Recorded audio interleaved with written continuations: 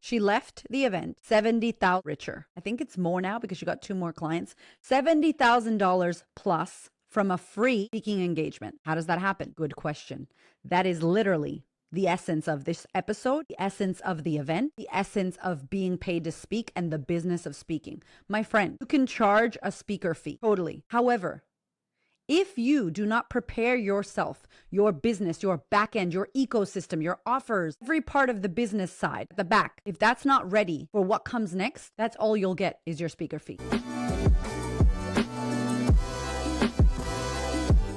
Welcome back to the podcast, my love. I needed to record this episode because the amount of women who message me, who apply for Queen's Table, who send me emails, who DM me on Instagram asking me how to become a paid speaker is top. It's the number one request for the women that want to work with me. And so I thought I would do a podcast about it. I did do an episode back in, 3 years ago around International Women's Day. For those of you that want to speak, just speak. If you want to become a speaker, speak. That's how you do it. So I'll link that episode if you want to have a listen to that one as well. This episode here, I really wanted to focus on the business of being a speaker. I want to talk about how, yes, you can be paid to speak in multiple different ways, and how beautiful it is when you, as a speaker, as a thought leader, as a coach, as a service provider, as a person of influence, get the opportunity to get on stage and share a message with a bunch of people, with an audience of people, whether virtual or in person, whether on a podcast. I had a podcast this morning and I had the opportunity to speak. I had the opportunity to share. And I think that we need to remember, first and foremost, before anything, that it is an opportunity to impact multiple people. And if you are doing it just for the money,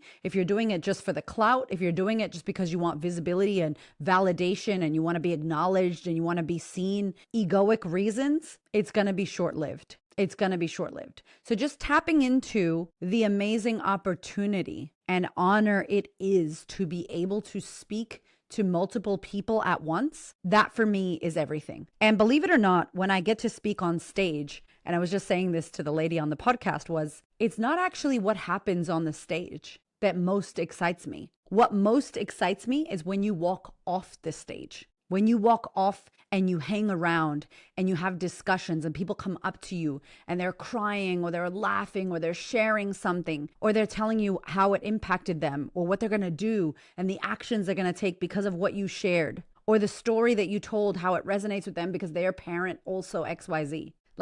What happens off the stage, I call it the mosh pit, my favorite. And I will stay. I am one of those people that if you ask me to speak at your event or your conference, invite me for more than one day.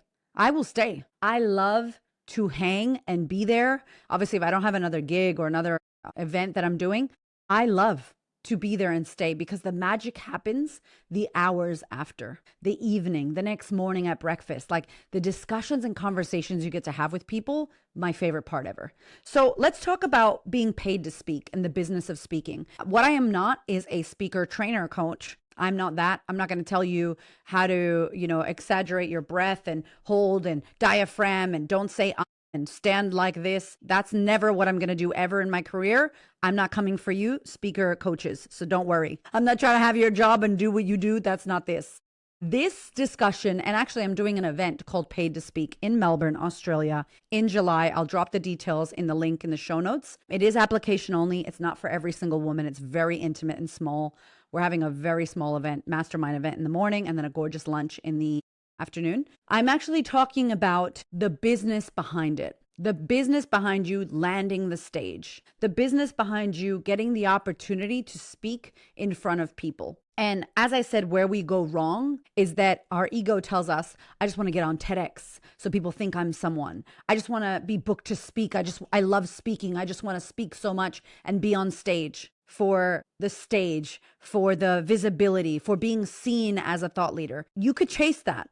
But the real speakers that I see who really do well in this industry, who impact, who make a lot of money, who make a lot of impact, and who have longevity are the ones who do it because they genuinely are here to share a message. They stand out from the crowd. They are like no one else. They practice so much on their craft They create bespoke experiences for that event or for that audience. They know their stuff. They live their work. They are unapologetic about their presence. They know how to hold a room. They know how to pause. They know how to tell stories. They know how to activate people. They know how to make it interactive, even though it's not a workshop. And more than anything, they know how to move audiences into action. They leave them with something. And so when we talk about being paid to speak, I want to tell you a story I've been sharing lately, and I got permission from my client, Crib. She is incredible. And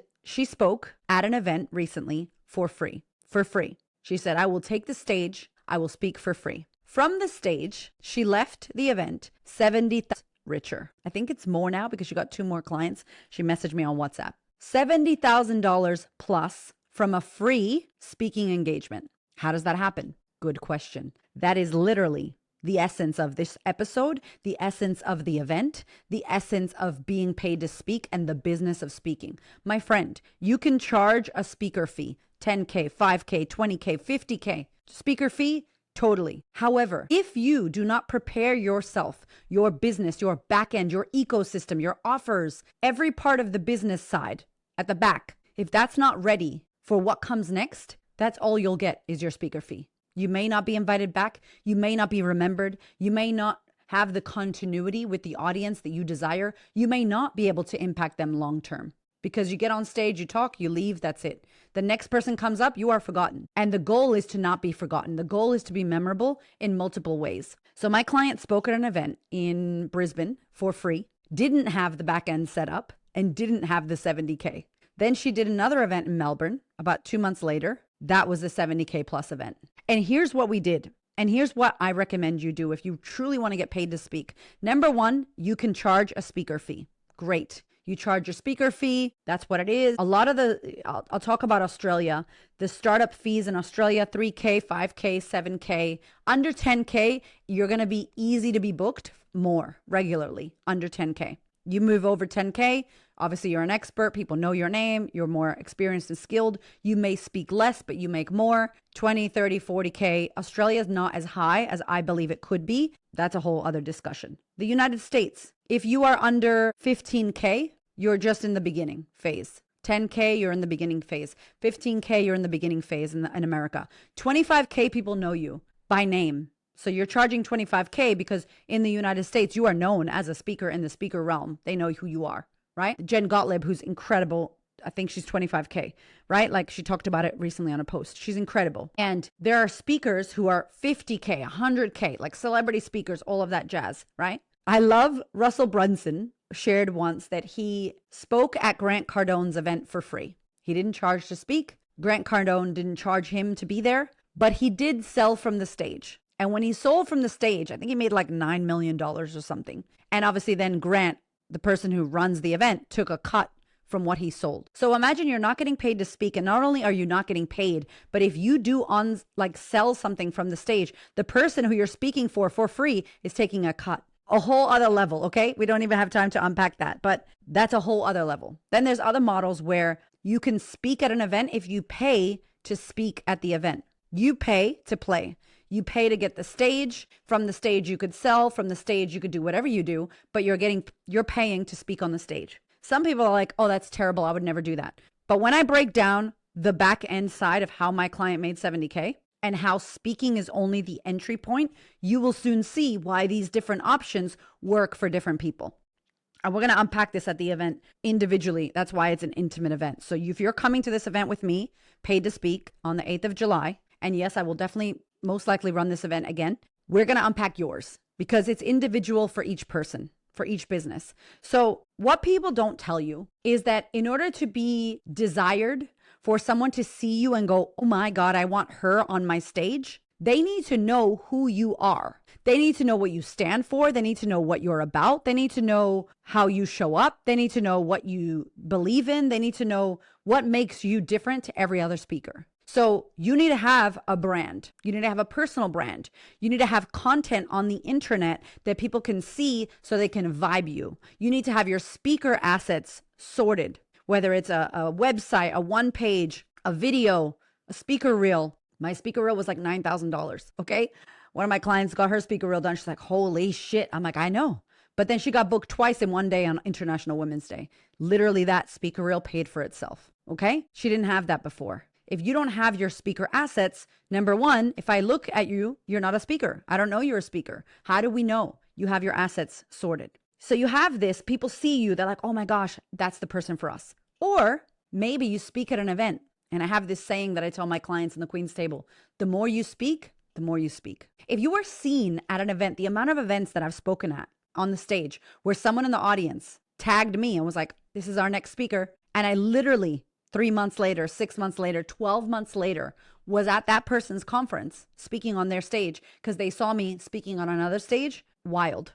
It happens more than you would think. So when you get on a stage, someone will see you. That's another way that you will be chosen to speak. How do they know that you're the one? You have got to decide who you're going to be in the realm of speaking. Who are you going to be? What kind of speaker are you going to be? What message are you going to share? What style, what vibe, what flavor are you going to have? Who are you in the space of speaking on stage? How are you? And it's a big question. And I know you're not going to be able to answer it just right now, but I want you to marinate on it. I want you to think about it. When I was coming up to speak on stages, I already had my business. By the way, speaking is a bonus cherry on top. It's not my business. Speaking is not my whole business. To make 6 figures plus speaking is such a blessing. I'm so grateful, but that's not my business. It's extra. So I never need it. I don't have to make it work. It has to, I have to get booked. I don't have that scarcity and grabby energy for speaking. And I believe because I don't, that's how I get booked so much, because I have the back end, my other side of my business that I do. And I highly recommend that for speakers, especially if you're a speaker who depends on the bureaus to book you. If you are fed by the bureaus and the bureaus decide to stop feeding you, how do you feed yourself? You need to learn how to hunt. You need to build your own brand. You need to build your own community, your offers, your systems, the back end. So my gorgeous client who got on this stage, the original time she got on, she got up, she shared, she spoke, that was it. The second time when we chatted, we talked about how do you connect with the audience there? How do you get emails?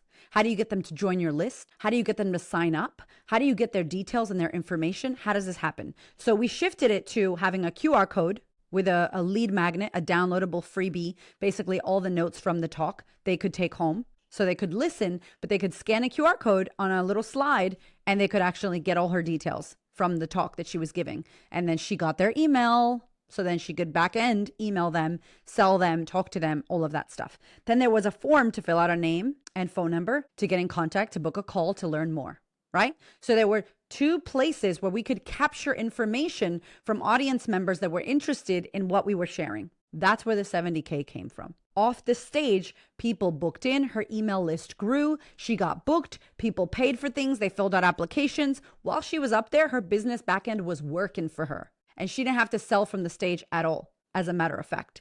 She just had to add value and do what she did. Imagine also if you are one of those people who sells from the stage. On top of that, wild. So this is like a choose your own adventure. You get to actually make your speaking business what works for you.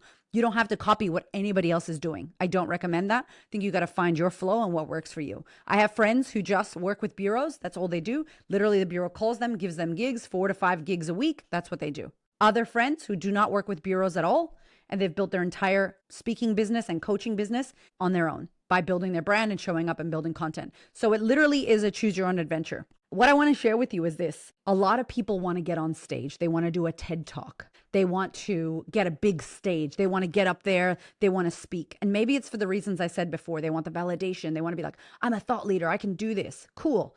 You do that. What happens? Traffic triples. You get all these eyeballs and visibility. You're on stage. They're staring at you. Maybe your Instagram's not on the slide. Maybe your LinkedIn's not on the slide. They somehow remember your name. Maybe you were memorable. They find you. They follow you. That's it. If that happens, if you lead them and guide them, they follow you, they find you. That's it. That's an option. You get to say, I was a TEDx speaker. Who cares? Where are your offers at?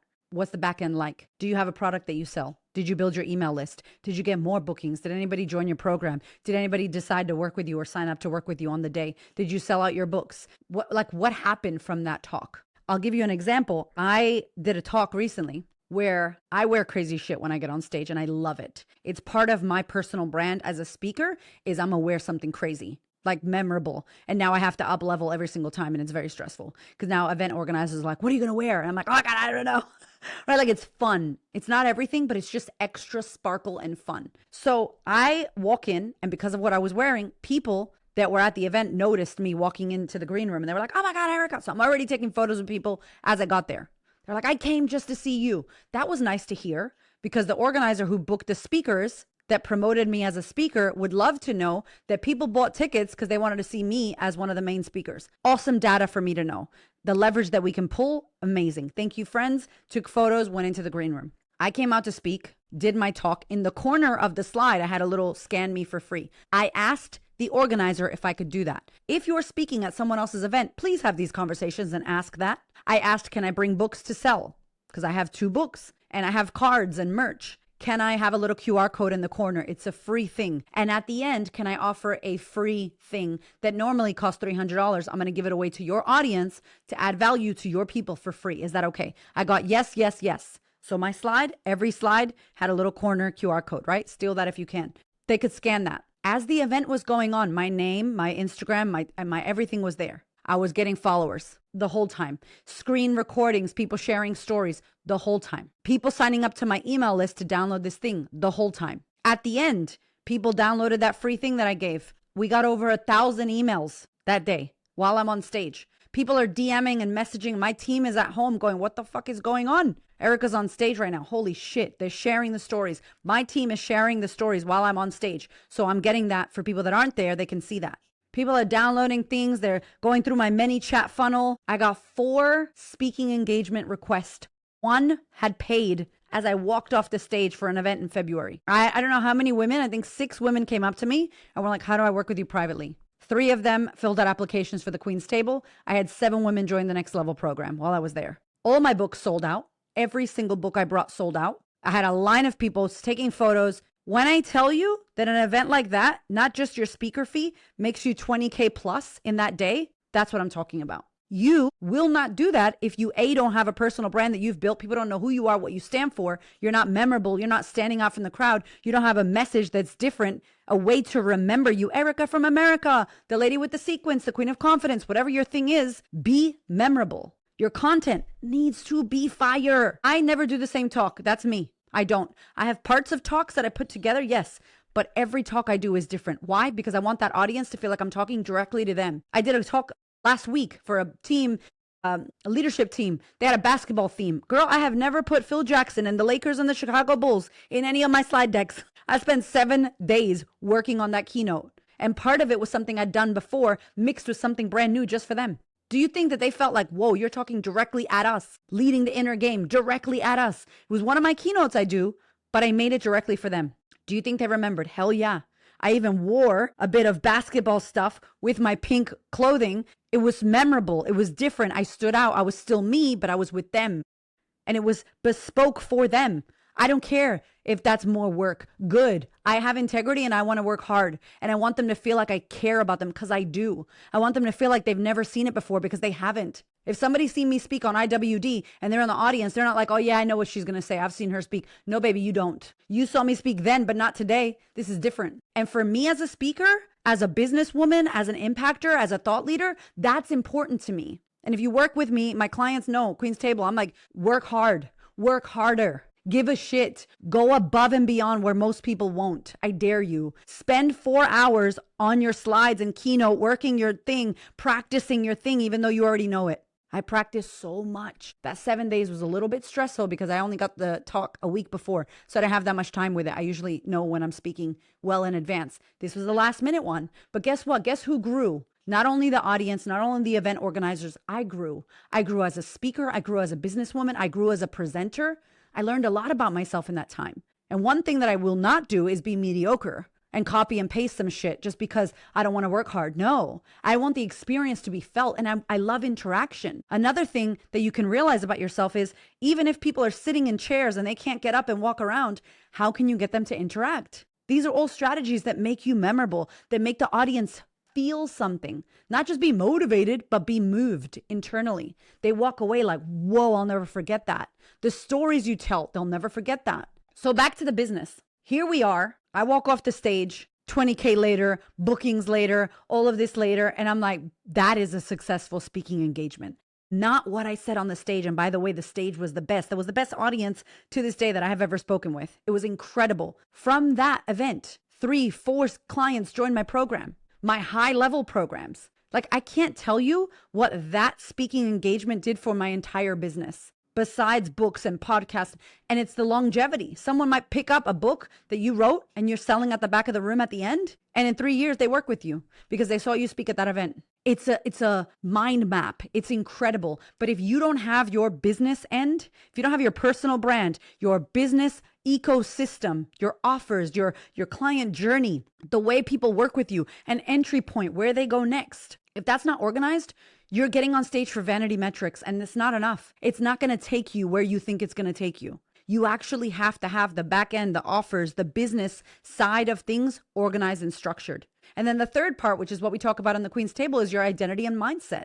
Getting up on stage and being seen takes a lot. Not having the fear to be seen and the worry and the visibility lack. No, there's no wound of visibility. You're up there not for yourself, not so you can look cool. You're up there to be of service. You're up there to impact people, and you know that. Therefore, you don't worry about, what will they say about me? Will I look stupid? Will I do this? You're not in your own head. You're out there with the people. You're in your message. They can feel that from you. That gets you booked again. That comes out on camera. That comes out when they share your story. That's why they come up to you crying and hugging you and buying your books and joining your programs. The business of speaking, not just, I want to be paid to speak because I like speaking. Well, good for you. What good is that for the audience? You have to stop thinking about you and start thinking about the people in the audience. How can you add value to them? What do they need to hear from you? What can you share with them? How can you offer something to them afterwards? What happens when you leave the stage? That's what I want you to think about. That's what we're digging into. And I think it's a superpower, especially knowing that you don't need that. That I need that. I have to have that. That's all I got. No. There are so many more ways that I can impact my audiences besides just speaking on stage. When I leave the stage, their podcast, they can listen to things, follow me on social media. When they follow me on social media, there's all these many chat funnels that will lead them to where they want to go, which will then, in the back end of my emails, lead them into my programs or my events. It is a whole ecosystem. It is very thought about. It's a plan. It's not just get me on the stage because I want to be seen. No. And so I want you to think about that as you're building this out. Some questions to think about. How is your personal brand? What do you stand for? Do people know that? Who are you in the space? What's your message? What makes you different and memorable? What's your X factor? If you don't know, I did a personal brand masterclass. You can also watch that on demand. Instant access. I'll put the link in the show notes. It's a personal brand masterclass that helps you find your difference. If you don't have your difference, no one's going to remember you. Straight up. What is your edge? What is your X factor? What is your difference? What makes you different to every other speaker out there or every other thought leader who wants to be a speaker? Number 2, business ecosystem. How do you get the audience into your world? How do you offer them things? Where are you leading them to? What happens when you leave that stage? Do you ever see them again? Do they stay connected? And where do they go from there? And number 3, identity and mindset. Are you in your ego? Is it all about you? Are you being of service or are you in yourself? Are you ready for the levels of visibility that you can have? The impact, the one-to-many impact that the stage gives us, our ability to help people in multiples. That's literally, I can't tell you, I'm put on earth to speak to millions of people. And if I can do it all at once, that Tony Robbins shit, I'm not doing it for clout. I don't care about clout. I want everyone in there to hear it and hear me and listen and activate and turn on the light bulbs. Activate the audience, defibrillate some of the people there that need to be defibrillated. Their lights went out. Let's turn them back on. Let's activate some movement in this room all at once. Like that to me, whoo, obsessed. Do I get nervous? Of course I do. I told you I do spiritual poos before I get on stage. Always. But when my foot hits that stage, boom, we're on. Because I'm out of my head and I'm in the service. I'm in the message. I'm there for the people that are in that audience. Longevity, not just that talk, long after the talk is finished. So I want you to think about those things. If this topic interests you and you're like, oh my God, Erica, I want to learn more. And you can make it to Melbourne, Australia on the 8th of July. We're running an event. Hit me up, DM me. I'll put the link in the show notes as well. If you missed this one, I'm sure we're going to do something again, but this event is going to be incredible and huge. And if you love what you heard today, let me know. If you're listening on Spotify, comment below. On Apple, now that there's video on Apple, let me know how this episode landed for you. And if you're on YouTube, I love you, my YouTube fam. I would love to hear from you how this landed. I will see you next week.